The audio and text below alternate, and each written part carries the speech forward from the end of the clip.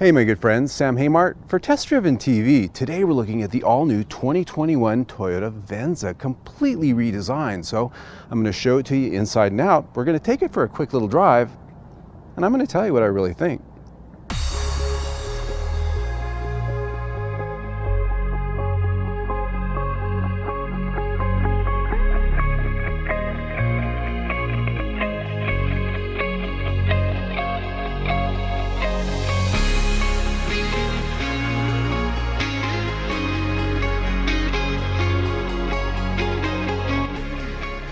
All right, my friends, before we get out of the test drive, let's have a look at this thing and talk about it just a little bit, because it's been not only completely redesigned top to bottom, but it's been sort of reinvented. And that is to say, it's no longer the large vehicle that it used to be. They've actually made it smaller. It's about 3 inches shorter. It's a little bit narrower, and the Toyota RAV4 on which it's based is a vehicle that has been widely acclaimed critically, including in our reviews here. A very nice vehicle to drive. This is based on the same chassis architecture. The difference is, while the Toyota RAV4 is built here in the United States, this is actually a renamed Toyota Harrier, and that is a Japanese domestic market vehicle. So the quality and the refinement and the details and things like that tend to be a little bit better, in my opinion, than we find in some American-made versions of Toyota.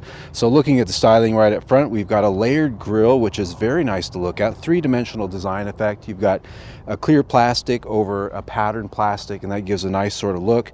Toyota logo in the front in blue, signifying that it's a hybrid. They've got some sculpture chrome trim that has some depth to it. It really gives some artistic flair. The headlights, LED headlights with LED driving lights. You can see those beautiful lit up bars. That's your signature going down the road both day and night. Chrome down at the bottom of the fascia. As we come around the corner, you can see that you've got some beautiful 19-inch wheels. We have a limited model here, top of the line, so it has that nice chrome finish on the wheels and hybrid badges on the fender, as you'd expect.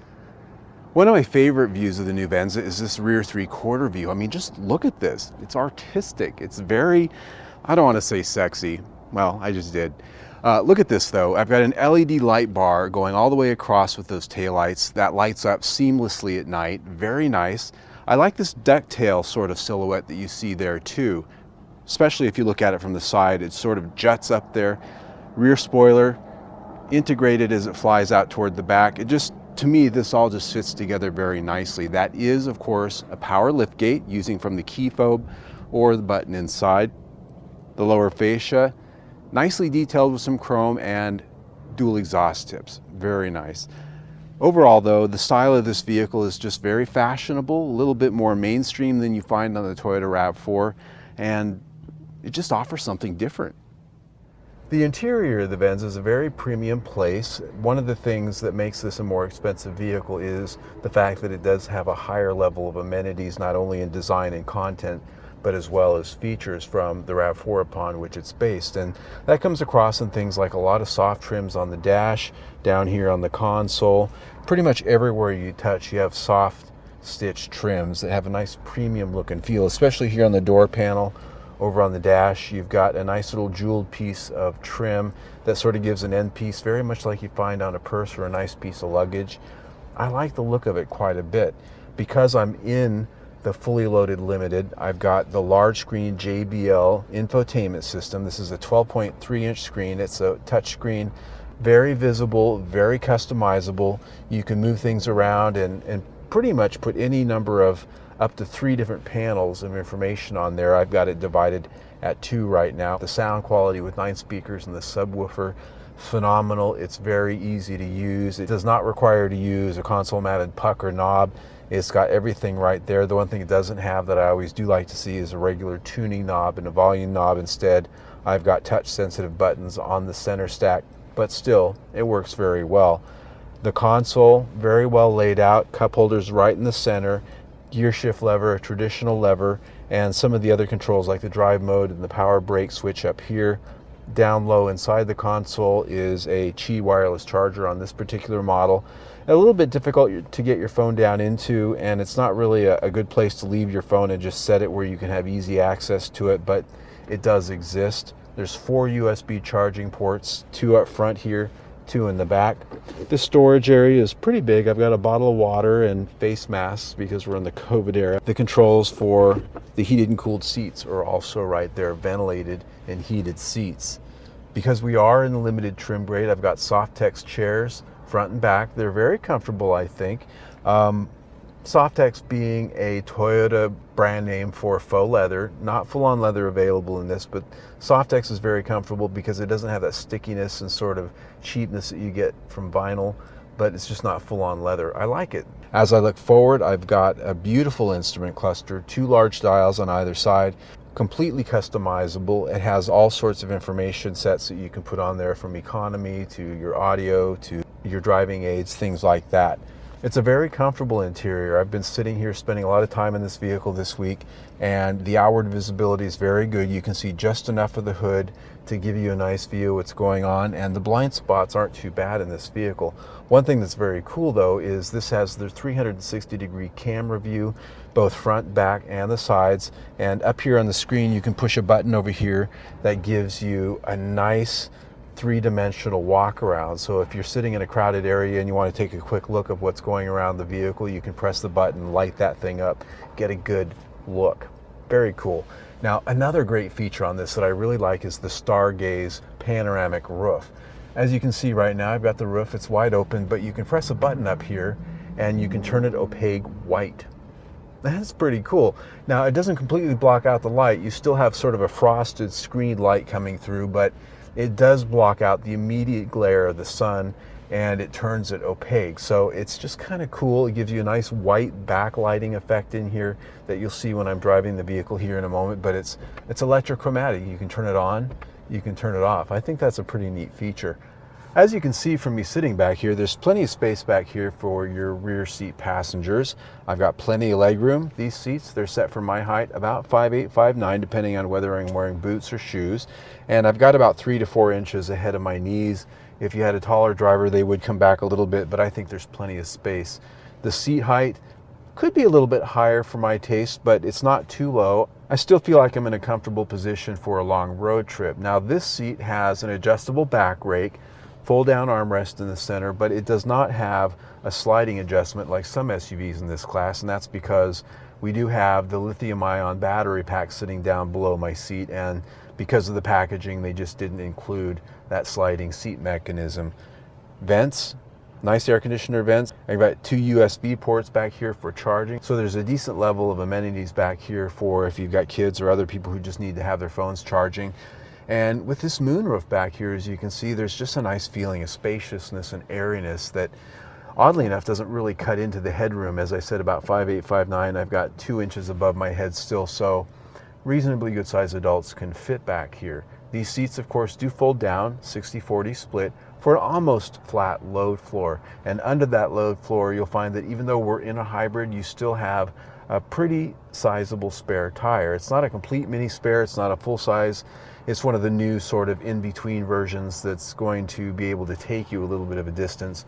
And there's even some storage space underneath the deck above that spare tire. So there's a lot of little nooks and crannies that you can store things in here, as well as use that big load space.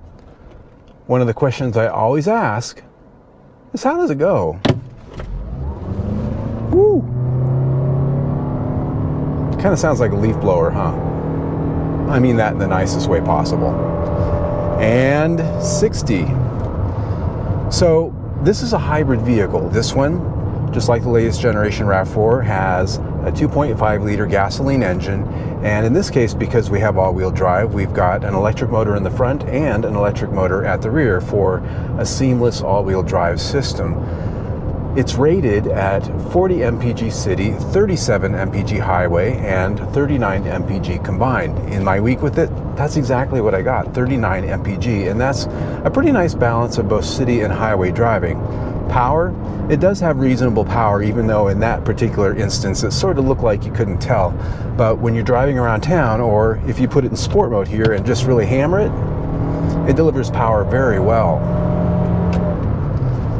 And I'll note that even though this doesn't have paddle shifters or the hybrid-like puck that a lot have, it does have this nice shifter down here with a manual and a plus and a minus, so you can sort of get simulated shift points and get the sensation that you're actually shifting gears. But really what's important to point out here is how refined this is. The gasoline engine and the electric motors work together seamlessly in a way that's very impressive, so much better than the first hybrids from Toyota back in the day. Especially around town, you can hardly tell when the gasoline engine's starting and stopping, and when those different power sources are trading spaces, so to speak. And of course, they can all work together for that advertised 219 horsepower. Because this is an SUV, one of the important things to me always is what's it like out on the open road, right? Because you buy this thing to go adventure in life. We're out here on one of my favorite windy mountain roads, and what I'm finding is just like the RAV4 and the other Toyota vehicles based on the same chassis, this has impeccable road manners. It's got a nice feel, the steering is nice and light, very communicative, and the chassis responds quite well to your inputs. The brakes work well. Overall, it's a nice balanced package, and it feels solid. That's very important. All right, my friends, there you have it for my first test drive of the 2021 Toyota Venza. I like it. I think they've done a nice job here with the design work, but also creating a vehicle that, while it's based on the Toyota RAV4, it's completely different. And that gets to my first key takeaway here. High fashion. High fashion. That sounds kind of weird coming out of my mouth, but here's the deal. You've got design elements, you've got luxury inside, you've got a lot of design and themes and personality here that's completely different than the RAV4. So if you think of the Toyota RAV4 as a outdoorsy backpack, this is a silk satin purse. Wouldn't you like to have one of those? Well, if you do, this is your vehicle. It just has a lot of great features and design elements, especially with that interior, that take you down a completely different road than the Toyota RAV4. The other thing, luxury, value, play. Think about Lexus Light, right? You like the Lexus, you like the design, but the price is just a little more than you want to spend. This is $43,000 fully loaded. You can spend a lot less, but at this price, you get a lot of features and design and quality, especially with that interior. It's made in Japan, a lot of precision in the way it's put together. For that money, you get a lot. You get what you normally go to the Lexus dealership for. So that's the first two key takeaways. The third one is it's fun to drive. Can you imagine that? A hybrid that's fun to drive? But that's what they've done here. You've got the latest generation of Toyota's hybrid drivetrain. You've got their wonderful new chassis that a lot of their cars are built on, and that really just equals a solid, good feeling car on the road and power that comes on in a way that gives you a smile. And it still gets 40 miles to the gallon. How can you beat that? I mean, that's really the deal.